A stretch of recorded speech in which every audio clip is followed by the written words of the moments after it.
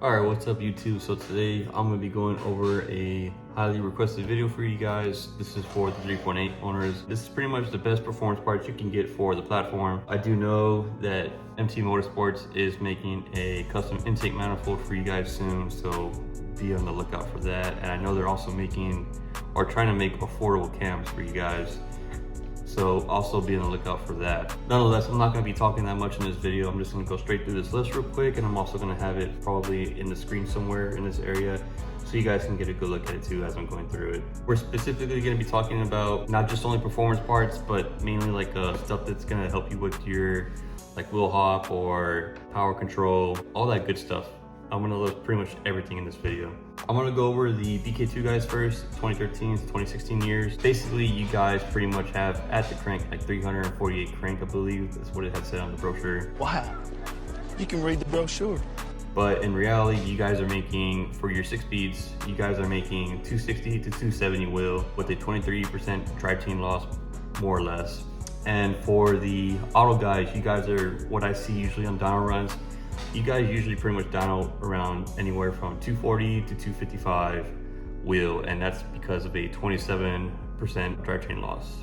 So the first thing I have noted on this list is a relatively cheap mod. It's pretty much the 3.8 performance ground kit. I went over this in another video, so if you guys want to know why it's important or why it gives you good performance, go ahead and look at that video. I'll link it in the description below for you to watch. But it's basically to help out any kind of lost performance that your bad grounds give, because our chassis is known for having really bad grounds. A lot of the times you'll have like disrupts in signals whenever the RPMs increase, and that ground kit really helps out restore that performance that you're missing out on. So that's the first mod that I have on the list. Up next, we do have the 3.8 performance cold air intake. That's currently priced at $320. Highly recommend using that cold air intake if you guys can't afford it or if it's not available for some reason. You could build your own, as long as I highly recommend like ceramic coating it, like the 3.8 performance has theirs ceramic coated. That way you can keep your intake air temperatures as low as possible. That's very key to having good horsepower, keeping lower IATs. Or if you guys can't even make your own, then the stock air box for the 3.8 is really good. I've actually had a lot of people have more gains over the short ram intakes that a lot of other people sell. So I really recommend having either the cold air intake, building your own cold air intake, or using the stock box that utilizes the stock snorkel. If you guys don't know what the snorkel looks like, I'm gonna go ahead and pretty much throw a picture right here right now. That's what the snorkel is.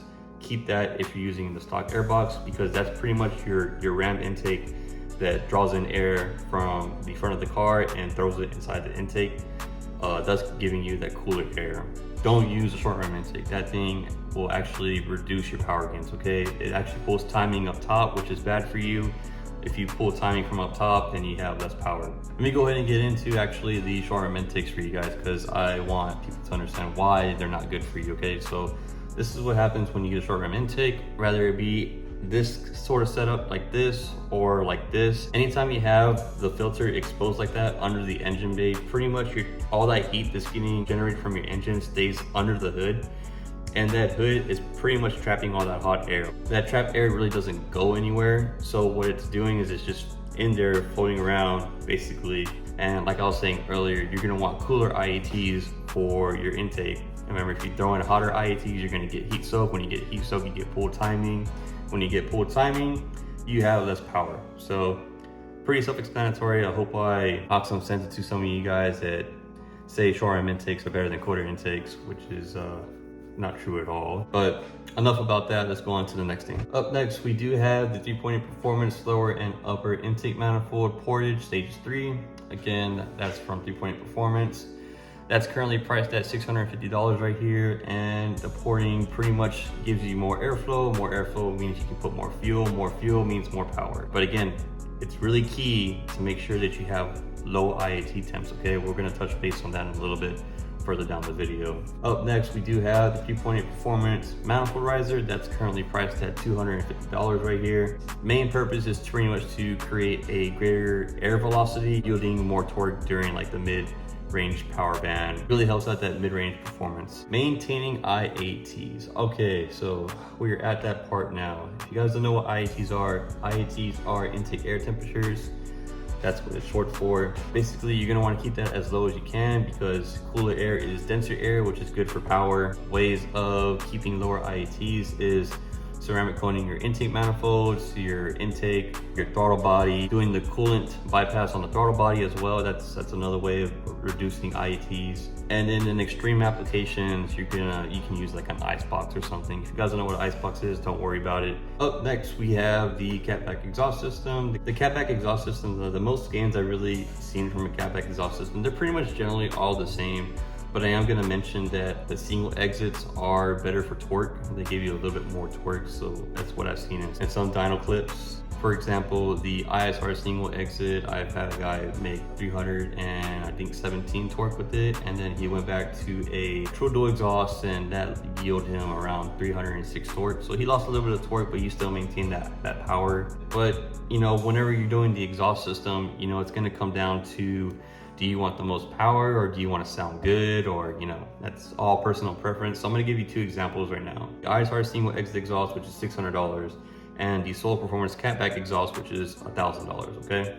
Up next, I do have headers. The headers I have NGMs going for $600, and then I also have an alternative, which is the OBXs, also going for $600, whichever one you can find. Either one of them pretty good. Next on the list, we have fueling. So I'm gonna give you guys two fueling options. I'm gonna give you guys E85 and I'm gonna give you guys methanol, okay? So for E85, pretty much it's gonna be $660 total. That being the Dashworks 300 fuel pump, which is $170. An E85 fuel line conversion kit, which is $240. Ethanol content sensor, which is $70. Ethanol content gauge, which is $180. That gives you your $660 total. If you guys do not have E85 in your area, you can also use methanol injection. A methanol injection kit runs anywhere from $450 to $650, just depends on which one you get really. But the lowest I saw was $450, okay? Up next, you're gonna need a AFR gauge. You're gonna need this because if you don't have that, then you can't get tuned, okay? So definitely pick up an air fuel ratio gauge, preferably to Navi or VLS. Those two brands are really badass. And finally on the list, we have our tuning solution, which is of course Alpha Speed. Pretty much they do really good with a lot of their tuning. Their custom tuning starts at $600, and then for E85 or methanol use, I believe it's $150 more. So add that to $600, and that's $750 for that. That's pretty much everything on our performance list right here for maximizing your power gains to its limits. I had recently just uploaded a clip of a 3.8 making 343 wheel horsepower. He basically made 343 wheel horsepower pretty much with all those mods. So to pretty much give you guys like a wheel horsepower range that you guys are going to be looking at, it's going to be anywhere from 330 to 340 wheel horsepower, somewhere in that range. For the autos, you guys are looking anywhere from 315 to 330. I think the highest I've seen someone do on an auto is 323 wheel horsepower. So again, that's really what you're gonna be looking for in that area more or less. Before going to dyno day, I'm gonna really recommend you guys do a compression test. I'm gonna recommend you guys to get new spark plugs. I'm gonna recommend you guys to do a fuel injection cleaning. You know, anything that you can do to maximize your performance output, I'm gonna recommend you guys to do before going to dyno day. That way you can get the absolute most gains you can get from the 3.8 engine, okay? The total cost pretty much for everything is anywhere from $3,900 to $4,500 more or less. So just know that's what you're gonna be spending for the performance mod list, okay? All right, so coming down to our BK1 3.8 guys now. So y'all's base horsepower or crank horsepower is 308 horsepower. When you calculate drivetrain loss, it's somewhere around anywhere from 220 to 240 wheel horsepower, and that's consistent with some of the dyno graphs that I've seen. For the auto guys, you guys are anywhere from 200 to 230 wheel horsepower. Pretty much this is all the same. I am gonna note a few differences though, because there are some parts that aren't available to you guys that are available for the BK2 guys. The first thing being is the cold air intake. The true cold air intake is not available for you guys.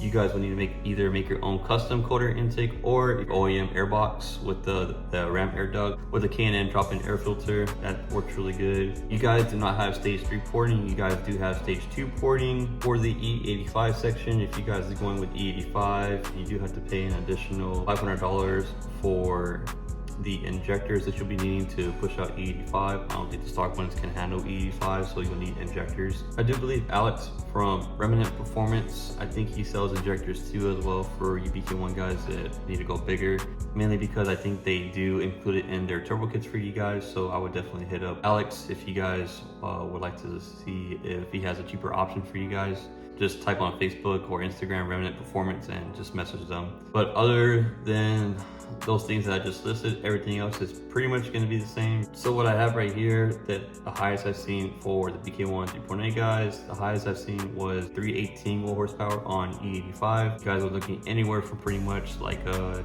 310 to 325 wheel horsepower again. For you auto guys, you guys are looking anywhere from 280 to 305 wheel horsepower. But that's pretty much it for you 3.8 guys. What I'm going to go through now is the supporting mods for you guys. Right off the back, we have the 3.8 Performance throttle body porting, which comes in at $100. That's pretty much better throttle response. Next is the 3.8 Performance engine leash.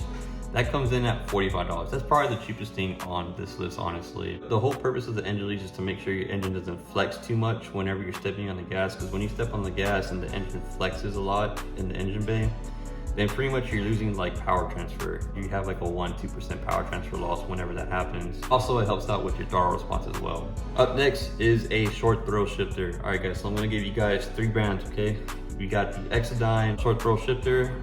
That comes in at $300, the Cooler Works shifter that comes in at $550, and the IRP shifter, which comes in at $550. IRP, I believe, is discontinued. Cooler Works is the hottest thing on the market right now. It's a really good short throw shifter with a reverse lockout feature and adjustable settings. And then the Exodyne shifter is pretty brand new. Not a lot of people know about it, but that shifter works really good as well. The way I think about it is it's pretty much a Cooler Works shifter without the adjustable settings and without the reverse lockout mechanism that it has. To me, that's pretty much what the Exodyne shifter is. But those are the 3 shifters that I have or recommend for you guys on here. Then after that, we have our Megan trans mounts. Again, same deal. It's pretty much to help with the power transfer, smoother shifting.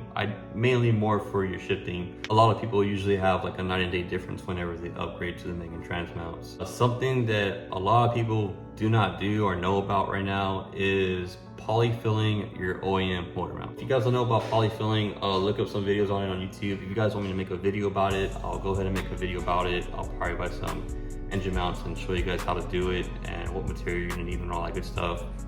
But polyfilling your motor mounts pretty much stiffens up the engine so it doesn't move as much, flexes as much, just like the engine leash, the purpose of it.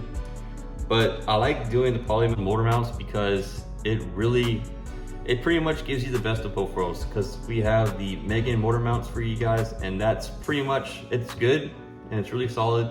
But the problem with it is it increases NVH, and increased NVH, it's not really that sit well for like a lot of people. Like a lot of people don't like it. Up next, we have our catch cans, which is very, very important for you guys, especially you GDI guys, you 2013 to 2016 guys, you especially need this. So I'm gonna go ahead and do my best to explain this to you guys. So every engine has a thing called crankcase pressure. So the way how engines are built today is they pretty much have crankcase pressure vented back into the intake manifold system. So all that unburnt air can be recycled back into the intake system, to the combustion chamber, so it can be burned properly. The problem with that is that when it's on the valve cover and you have so much crankcase pressure and you have vacuum pulling that pressure out of your system, it's also dragging along oil. And when it drags along oil, you pretty much get oil in your intake system. When you get oil into your intake system, you'll mess up your sensors, you'll gunk up your valves, you know, it's just flat out just bad, okay? So what a lot of people do to prevent that is they go ahead and get catch cans, 2 of them or 1 of them, preferably 2. The way how the PCV system works, or the recirculation system works, is you have these 2 hoses going from your valve cover, going to the catch can, and it's going to go ahead into a filter. When it goes into that filter, it's going to catch all those deposits, all that oil that's trying to go through there, and pretty much catch it at the bottom of the can. And any unburnt air is still being sucked into the intake manifold system, so it can be burnt properly, but without the contamination of the oil and other stuff, okay? So that's pretty much why you need a catch can, so you don't get that oil back into your system. You gunk up your valves, you're gonna lose power. You mess up a sensor, it doesn't read right, you're gonna lose power. It's common sense. So that's why it's really important to get catch cans. Catch cans, they go anywhere from about $50 to $200. I mean, it really just depends on what brand you want and whatnot. Make sure it has a baffling system in it, okay? That's very important. I don't think I said how much the trans mount was, but I'm gonna go ahead and say it right now anyways. But the trans mount was $100, polyfilling your OEM motor mount to $60, catch cans $50 to $200. Up next is the fuel pump relay kit. You guys need a fuel pump relay kit for any aftermarket fuel pump. So if you get an aftermarket fuel pump, you're gonna need that, okay? I pretty much made a video about that, so I'll link it in the description below on why you need it whenever you get an aftermarket fuel pump. Up next, we do have the subframe shims and rigid collars sold by ATQ. That's $120 right there for those. If you guys don't know what that does, look up some videos on it. It's really simple to install, not that hard at all. Dustin Davis has some videos on how to do that from 3-Point Performance. Pretty much it helps with your launches and it helps out with wheel hop. So up next, we got our oil temp gauge and oil pressure gauge. If you guys don't know how to read these sensors or gauges, my bad, I highly recommend you guys looking up videos on how to read them. These gauges can pretty much save your engine, okay? Like they are really, really helpful. Finally, last but not least is the diff kit. I have two options for you guys. We have the affordable Exodyne diff kit, which is coming in at $200, and the expensive ATQ diff kit, which comes in at $650. Both of these kits do is they reduce wheel hop and they help out with power transfer. I did my best to give you guys the most accurate list that I can come up with for you guys that's gonna give you the best performance gains and overall just change the whole drivability of the car to feeling really good. If you guys know somebody that's trying to build their 3.8, please share this video with them. They might learn a thing or two. If you guys have any questions, you guys know what to do. Message me on Instagram. Drop a comment down below if you guys have any more questions as well. If you guys like this video, please leave a like, subscribe to the channel, please. That's gonna be it, guys. I'll go ahead and see you guys on the next video. There you guys.